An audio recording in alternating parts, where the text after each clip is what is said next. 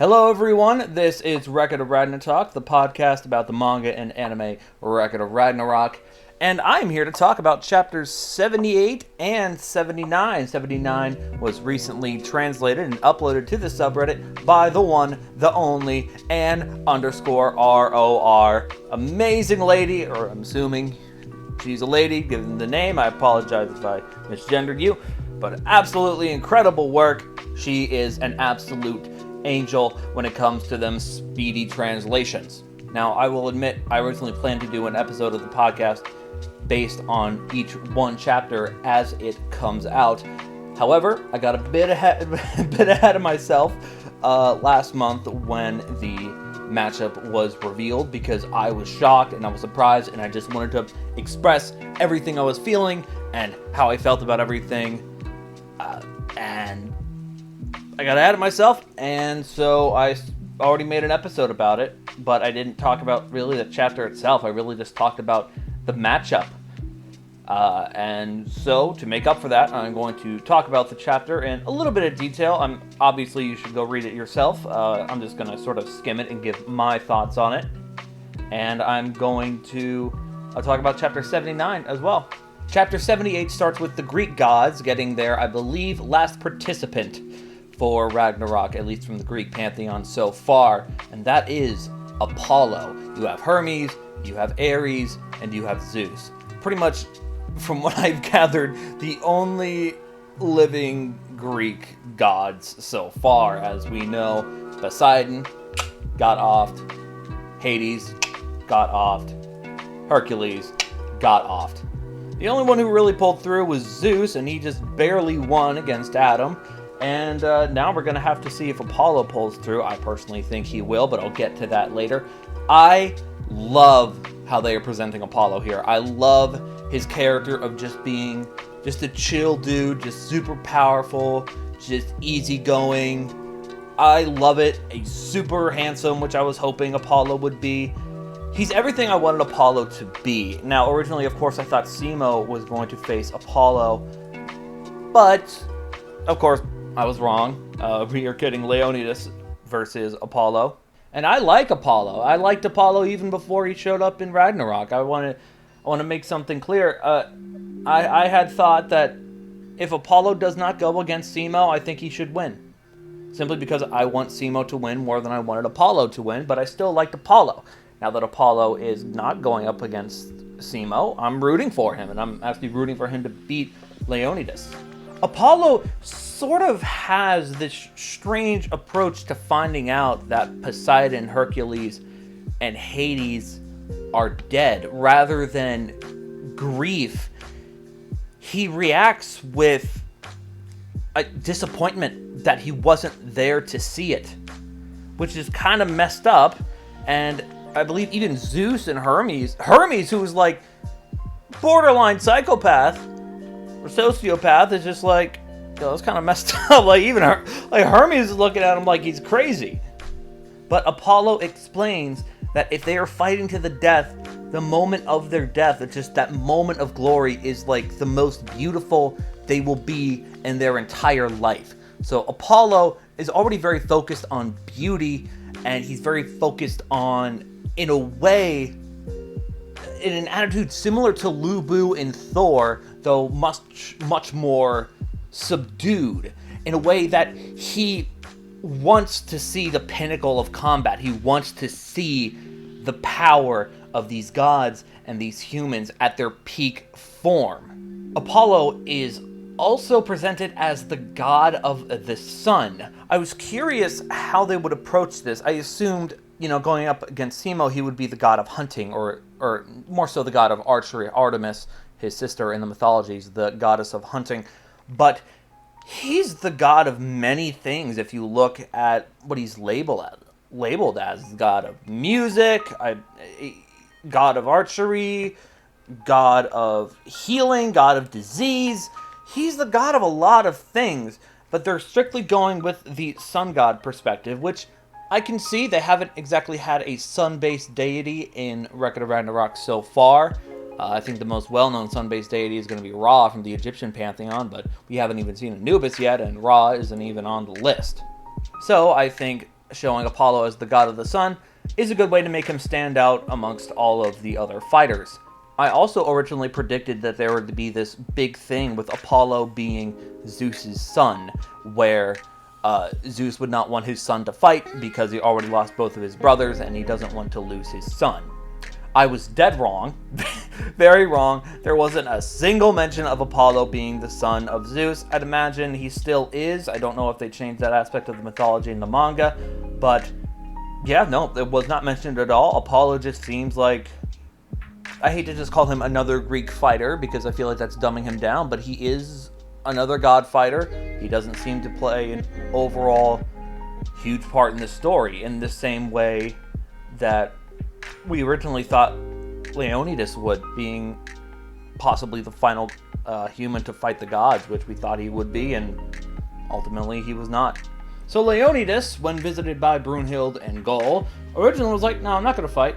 If I'm not going to fight first, then I'm going to fight last. Like, Leonidas, he understands his box office draw. He understands he puts butts in seats. He is the Brock Lesnar of Record of Ragnarok. He understands.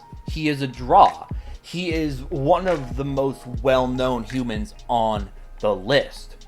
But what brings him into this round is specifically because it's Apollo he's going against. He has beef with Apollo.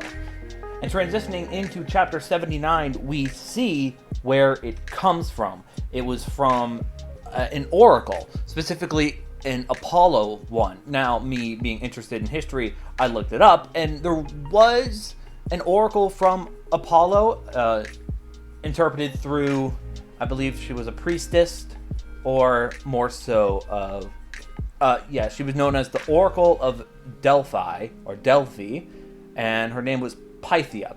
That's really all I could find, and I couldn't find anything relating to the Battle of Thermopylae through that, but of course this is Record of Ragnarok, and it does take liberties with history and the mythology, so I think they took the Oracle of Delphi and the Battle of Thermopylae and sort of combined the two in order to have beef between Leonidas, and Apollo.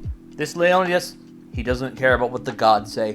He doesn't care about any prophecy, and he destroys the oracle. He destroys the, in the manga, it is a physical statue. He destroys it, and he's like, I'm done with this, fuck the gods, I'm doing me. And 300 warriors, the 300 Spartans, join him to fight against the army, and in the manga they won, even though they died.